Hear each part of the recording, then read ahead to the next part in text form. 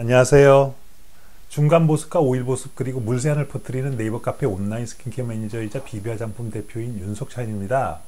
드라마틱한 화장품으로 마케팅하면서 소비자의 마음을 들었다 놨다 하는 고가의 화장품을 쓰느냐 마느냐 하고 또 어떠한 화장품이 안 맞으면 그것에 대해 댓글로 호불호를 말하는 동안 피부 전문가나 피부 관리에 도 같은 사람들은 그들끼리만 스티바 A 크림을 사용하고 있는 실정입니다.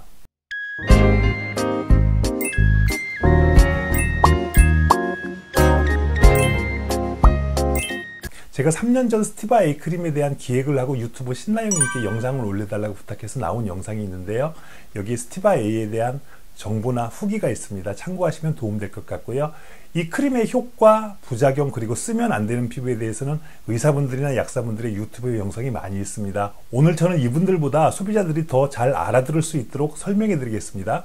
보시다 보면 의사분들이 말씀하시는 내용과 다른 점도 있는데요. 스티바 A 크림에 대해 거의 똑같은 내용을 설명하시는 의사분들하고는 약간 결이 다른 내용일 수 있습니다.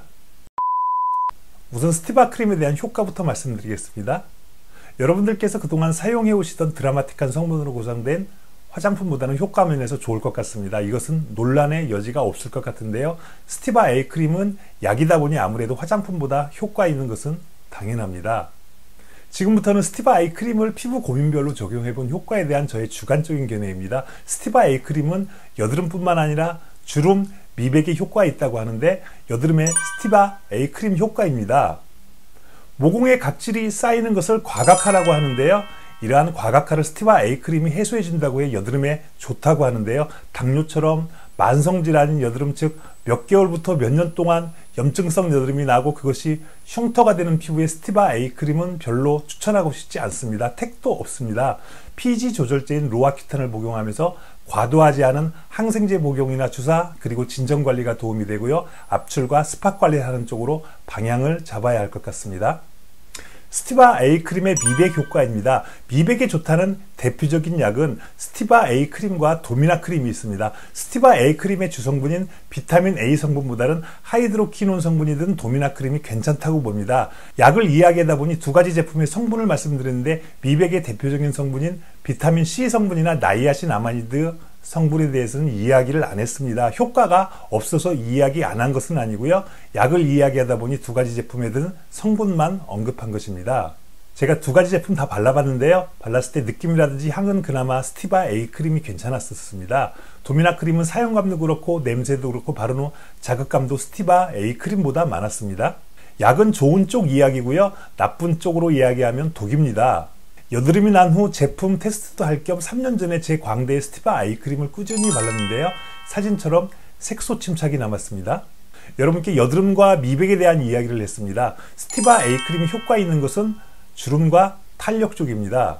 30대 이후 주름과 탄력에 관심 가지신 분은 스티바 A 크림을 바르시면 괜찮습니다. 효과 있다고 해서 그 효과가 어느 정도인지 궁금하실 건데요. 6개월 이상 꾸준히 바르시면 사람마다 차이가 있겠고 효과 없는 분도 있겠지만 많은 드라마틱한 효과가 있다는 화장품보다는 비교 우위에 있다는 것은 맞는 것 같습니다. 주름이 펴진다는 것은 말이 안 되고요. 주름이 더 깊어지는 것을 막을 가능성이 많습니다. 있던 주름이 펴지거나 안 바를 때보다 확연히 차이 나는 것은 아닙니다. 이 점 참고하시고요. 특히 피부 관리를 안 하다가 해보려고 하는 분들은 기대치가 클 것 같은데요. 스스로 생각하는 효과의 반의 반 정도 생각하시면 좋을 것 같습니다. 스티바 A 크림의 농도는 0.1%, 0.05%, 0.25%, 0.01% 네 가지입니다.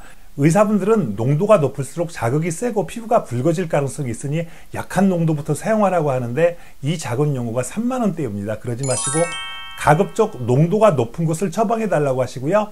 그것을 알로에 젤이나 가지고 계신 크림과 섞어 사용하면 농도가 희석됩니다. 그러면서 농도를 높이고 싶으시면 알로에 젤이나 크림을 덜 넣고 섞으시면 됩니다. 제가 권하는 방법을 사용하시면 가성비 있게 사용 가능합니다.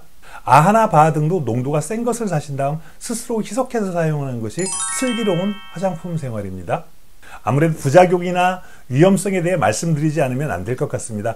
각질 벗겨지는 것, 따갑고 자극감 있는 것, 얼굴이 붉어지는 부작용이 있고요. 예민 홍조 피부나 임산부는 사용하지 말라 하고 자외선과 상극이라서 자외선 차단 확실히 해야 합니다.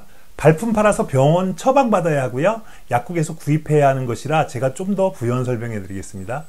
예민 홍조 피부나 임산부 정도 언급하시는데 저는 이것 외에 추가로 스티바 A 크림을 사지 말라는 분들이 있습니다. 어떤 분들이냐면 피부가 건조하고 보습을 잘 안 해주는 피부는 발라봤자 소용없습니다. 특히 아침 저녁 세안 후에 로션이나 사용감 좋은 크림 하나로 마무리하면서 자외선 차단에 신경 안 쓰시는 건조하고 칙칙한 남자분들이 피부과 망하게 하는 크림이라는 문구에 현혹돼서 구입해서 발라보았자 소용없다는 얘기입니다. 또한 나는 괜찮은데 화장품을 바꾸면 화장품 때문에 뭐가 난다는 분들은 아예 처방받지 않는 것을 권합니다. 기초적인 피부 관리가 안 되는 분들은 부작용 가능성이 높습니다.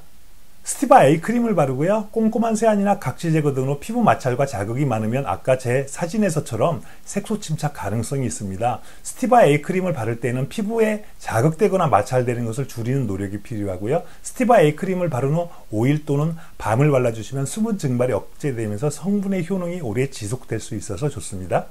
마지막으로 저는 비비아 브랜드를 가지고 화장품 출시하는 업자입니다. 비비아 화장품과 상관없이 스티바 A라는 제품에 대해서 소개하고 주름 탄력에 있어서는 좋다는 내용으로 동영상을 만드는 이유가 여러분께서는 궁금하지 않으신가요? 아무리 이 제품이 효능이 있더라도요, 제가 주장하는 피부 장벽을 튼튼히 하는 오일 보습이나 중간 보습보다 장기적인 피부 관리 효과가 많지 않기 때문에 이 제품을 소개해 드리는 겁니다.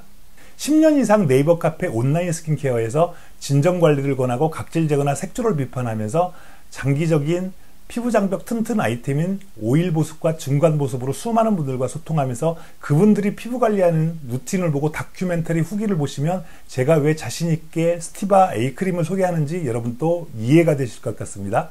오늘은 여기까지입니다. 도움되셨다면 구독과 좋아요 부탁드립니다. 감사합니다.